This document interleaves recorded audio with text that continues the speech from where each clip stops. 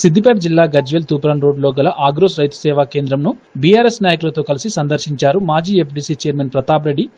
ఈ సందర్భంగా మాట్లాడుతూ రైతు వ్యతిరేక ప్రభుత్వం రేవంత్ రెడ్డి సర్కార్ ప్రజలకు అరిగోష పెడుతుందని, కనీసం యూరియా ఇవ్వలేని ప్రభుత్వం వెంటనే దిగిపోవాలని అన్నారు. వెంటనే రైతులకు సరిపడా యూరియా అందించాలని డిమాండ్ చేశారు.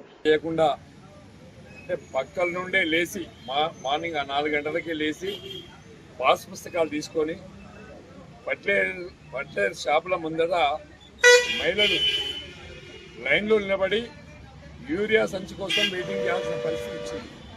అది కూడా ఒక్క రైతుకు ఒకే సంచి ఇస్తున్నారు.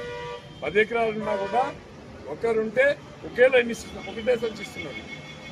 రైతుకు 5 ఎకరాలు ఉంటే భార్య, బిడ్డ, భర్త, కొడుకు, బిడ్డ అందరూ ఇంట్లో ఉన్నటువంటి ఇంటిల్లిపాది కూడా వచ్చి లైన్లో నిలబడి ఒక్క ఎకరానికి ఒక్క సంచి లెక్క తీసుకోవాల్సినటువంటి పరిస్థితి వచ్చింది.